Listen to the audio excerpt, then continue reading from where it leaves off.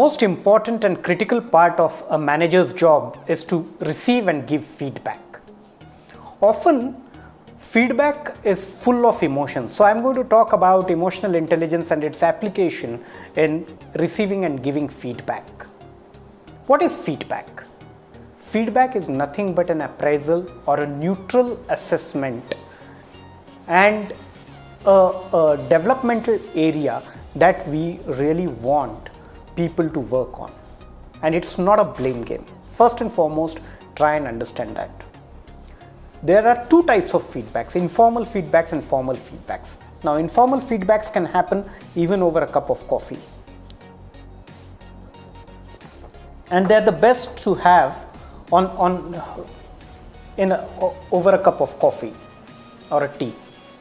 So, in informal feedback, you are trying and connecting with the person in order to change a behavior, B, ask him to take an action on a particular on a particular topic that you want him to improve on, or C, and most importantly, getting your work done in an assertive and a clearer manner. I always use a framework called CEDAR. Okay, C is clarify what you're really looking forward for. E, explain what and why this is important. D is go into details. Okay, detail it down. Okay, A is the action that you want him or her to take, and R, agree on the review points and the review date. So feedback often is given as a personal attack, which it should not be.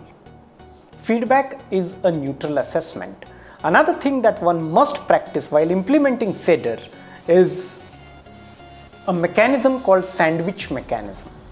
Start with something positive that the person has done, okay, something that is his strength point. Then comes the most important and critical part, that is the meat of the sandwich. Okay, so you put that critical part and then again back it up with another loaf of bread called reaffirmation, or reaffirming your confidence in the person. So feedback has to be with a praise, then the criticism, then reassurance of the entire part. Feedback is not personal criticism. Now I'm going to talk about how one should receive feedback. First and foremost, do not defend the feedback at that moment. Think about why that particular feedback has been given. Often we are full of anxiety and that puts us in a denial mode. So we're not open to listening. Our minds are preoccupied while somebody gives a feedback. We start thinking on why that person thinks that way, and often it becomes a personal blame game, and then we start defending.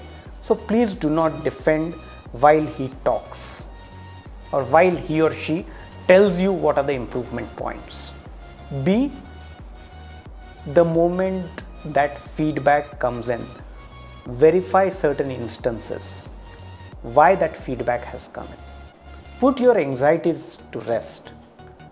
Accept that these things need to be improved on in yourself. And improvement is not something which is critical, but it is also important from personal development point of view. We all keep changing and evolving over the period of time. So it's important that we understand the intent with which the feedback has been given. Then most importantly, commit that you're going to improve on. Okay, so first accept, B, understand why that feedback is given, and D, determine that you're going to improve on, and then keep that improvement visible to the person. Okay, no matter even if the feedback is given in a little unpleasant tone or manner, look at the intent with which it has been given. Even if it is blamed, I would say just look at it in a dispassionate manner, separate emotions from the facts, verify the facts, accept and improve on.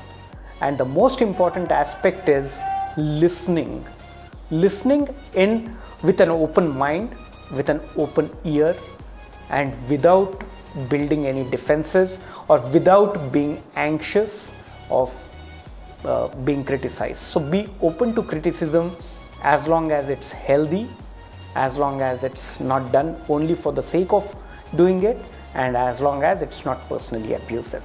If the feedback session gets a little abusive, stand for your right, say that you understand what the person is trying to make, his point or her point, but at the same time the words are not acceptable, and this can be told in a neutral, dispassionate manner. It's easier said than done, but with practice I'm sure it will be good.